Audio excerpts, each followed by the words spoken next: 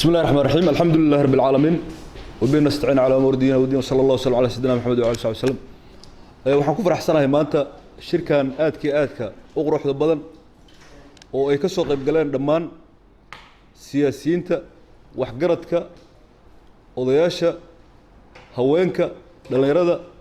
waxaan ku salaamayaa salaanta islaamka salaamu calaykum waraxmatullaahi wabarakaatu maanta ma rabin marka hore inaan hadlo laakiin waan hadlahayaa maanta maadaama aan ahay senator ka soo jeedo Jubbaland isla markaas haddana ka soo jeedo gobolka Gado maadaama dadkii reer Jubbaland ay kaceen oo ay baraarugeen oo ay indhahooda wax ku arkeen gaar ahaan reer Gado indhahooda wax ku arkeen waxa waajib ugu ah marka inaan laba kalmadood ka iraahdo shirkiinaan oo aan indhaha ka qabsan karin wax dhibaato ah oo ku dhacaya Jubbaland gaar ahaan gobolka Gado haddaan tusaale ka soo qaato dawladda federaalka oo aan ka tirsanahay 4 sano gabagabo weeyo oo waano dhamaanaysaa gobolada Soomaaliya ama dawlad goboleedyada dhammaan meelo badan bay tageen rag ugu sareeyo Puntland way tageen mashaariic bay ka soo dhagax dhigeen mashaariic bay ka fuliyeen galmudug way tageen mashaariic bay ka soo dhagax dhigeen mashaariic bay ka soo fuliyeen hobyo caabudwaaq cadaado meel aysan mashaariic ka soo dhagax dhigin dhuusamareeb ma jirto hirshabeelle way tageen mashaariic bay ka soo dhagax dhigeen koonfur galbeed way tageen mashaariic bay ka soo dhagax dhigeen hirshabeelle iyo koonfur galbeed markaan leeyahay jid ka baxayo xamar oo jowhar tagahayo iyo jid ka baxaya xamar oo afgooyo tagahayo yaa la dhax dhigay oo socday inkastoo nabadgelyo xumo iyo amni la'aan loo joojiyay waxaan la yaabanahay dawlad goboleedka Jubbaland hal mar oo ay tageen dawladda federaalka dadka ugu sareeya ama madaxda filla Soomaaliya joogto oo mashaariic horumarineed ay geeyeen lama arag dhibaato lagu hayo Jubbaland guud ahaan dhibaatooyinkaas aan sheegahay waxa uu helay Jubbaland guud ahaan dhibaato lagu hayaa gaar ahaan gobolka Gado oo aan senatorka ka ahay dadkeedii maadaama ay kaceen oo arkeen wax dhibaato lagu hayo waan aamus waayay markii inaan ka aamuso sax ma ah meeshii la rabay in horumar la gaarsiiyo oo mashaariic loo dhagax dhigo oo 3 sano ay shacabka tumahayeen reer Jubbaland gaar ahaan reer Gado oo ay lahaayeen madaxweyne oo reer Jubbaland ah yimid madaxweyne reer Gado ah yimid ay lahaayeen markii ugu horreysay diyaarad la geeyay waxa ka soo degay qori iyo xabad markii ugu horreysay oo diyaarada ay Gado ka degaan waxa ka degay qoryo iyo xabad iyo ciidamo meesha horumar ay sugayeen dad badan oo Soomaaliyeed ama Jubbaland ka soo jeeda ama Gado ka soo jeeda aniga dhaliilo maxay ugu dhaliilaan war fartaag muu hadlo oo dhibaatada Gado muu ka hadlo oo hebelow muu ka hadlo maanta aan hadlahayaa Gado dhibaato fara badan baa haysto dhinac walba Jubbaland guud ahaan dhibaato haysto Gado dhibaato haysto gaar ahaan maxay tahay dhibaatada haysto dhibaatada odayaasha hadlahaye ee ka hadlahaye dhibaatada waxgaradka hadlahaye ee ka hadlahaye markii qolooyinkan hadlahayaana ma ahan inay yihiin intaan haatan qolkan soo gashay waxay u hadlayaan reer Jubbaland meel kastoo joogan bay u hadlayaan waxay u hadlayaan reer Gado meel kastoo joogan bay u hadlayaan kuwa qoryaha la dulgeeyay oo lagu hayo oo muxuu ahaa la waxaynahayo dhamaantood afkooda waxa ku hadlaya odayaasha ba ku hadlaya waxa muhalla ilaahayan u hadli waayay maanta ka hadlayaa baan hadalkii ku jiray oo maxay tahay waxa ka dhacay gobolka Gado dhibaato fara badan baa ka dhacay Jubbaland guud ahaan gaar ahaan gobolka Gado fatahaadihii baan tusaale ka soo qaadanayaa waxa fatahaad ka dhacday doolow oo labadii webi isku dareen waad arkaysaa maan u maleynayaa webiga daawo iyo webiga Jubbo fatahaad baa ka dhacday doolow banaankaas ba maxaa la yiraahdaa yaa dadkii u baxeen luuq buu ka dhacay fatahaadaas geed weyn uu ka dhacay buur dhow buu ka dhacay baar dheer uu ka dhacay ilaa goobweyn buu ka dhacay maadaama haatan gobolka Jubbada dhexe ana gacanta ku haynin Jubbaland aan ku haynin haddana goobweyn buu ka dhacay iyo tuulooyinka u dhawaa muxuu ahaa buul gaduud iyo yaanto iyo common iyo dhulkaas oo buu ka dhacay fatahaad ka dhacday dawladda Soomaaliya wax inaba ha yaraatee ay muxuu ahaa fatahaadaas ay ka qayb qaadatay malahan meelaha qaarkood maadaama haatan aan dadkii liiga soo dhex doortay ee reer Gado aan dhex fadhiyo waxba qarin mayo waan rabaa walaalaha iyaga reer Puntland ama Qardho in loo gurbado waan rabaa webiga jubba iyo webiga daawo oo labada webi oo dhan meesha loo waxinayay 200,000 baa loo geeyay oo muxuu ahaa oo dollar baa loo geeyay waa gadoo dhan oo 5 meelood fatahaad ay ka waxaysantay cid dowlo u gurmatay ma lahan cid luuq u gurmatay ma lahan cid maxaa la yiraahdaa buurro u gurmatay ma lahan cid baareer 200,000 loo geeyay yaan muxuu ahaa intaan hubo cid gooboyn u gurmatay ma lahan cid buul guduud u gurmatay ma lahan iyo meelo kale fara badan dhoble hataa waa banaan muxuu ahaa fatahaad waa ku jirtay oo afmadooba fatahaad ku jirtay waa dhinaca fatahaada marka ka hadlahay indhaha laga qabsaday waxay ugu bedeleen in ciidamada diyaaradu saaran yihiin oo qoryo wata muxuu ahaa lagu daadiyo corona virus waxa la yiraahdaa adduunka ka dhacay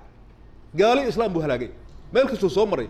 Soomaaliya waxa uu imaanahay maxaa la yiraahdaa gargaar baa uu imaanahay loogu talgalay oo beesha caalamka keenaysa dawlad goboleed aan la geenin ma lahan hatta kuwa aan gacanta lagu haynin oo maxaa la yiraahdaa muxuu ahaa yaa la geeyay war Jubbaland maxaa loo geyn laayay Jubbaland maxaa loo geyn laayay ayada xuduud ku taala 800 kilomitir oo Kenya la leenahay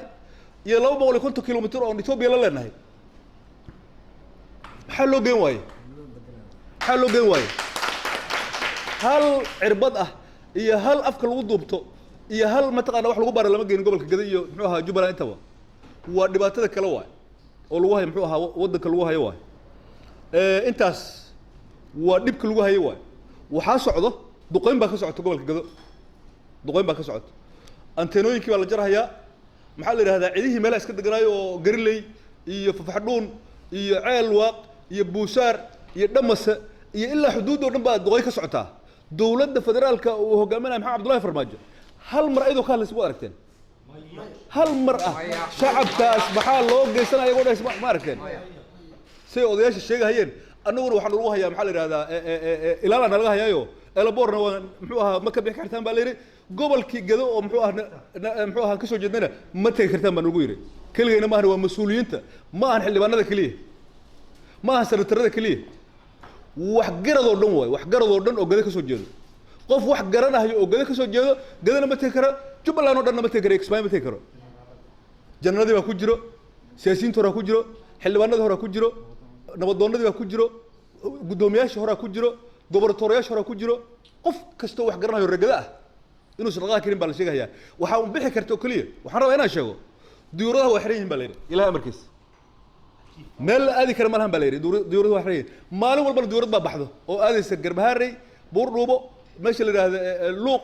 Doolow iyo Balax maxay wadaa askari la sii bedelaaya iyo qori iyo boosh iyo waxay wadaa muxuu ahaa iyo xabad bay wadaa kii afka lagu duubanahay ma geerayso kii la waxay muxuu ahaa corona lagu hortay ma geerayso fatahaada dadka banaanka daadsana oo Doolow daadsana dadka daadsana maxaa la yiraahdaa meesha la yiraahdo Luuq daadsana dadka Buurdhuubo daadsana dadka Baareer daadsana dadka Gooboyn daadsana iyo meelaha hadaan sheegahay hal qalb cumuud oo caafimaad ah diyaaradda soconayso waxay u soconaysaa yaa dirahay nabad sugid baa diraysa oo islaamka baa ka xiran yihiin maxaa nabad sugid u furay inay Garbaharey iyo Baareer gudoomiyihii degmada Garbaharey iimaan cadoo karsh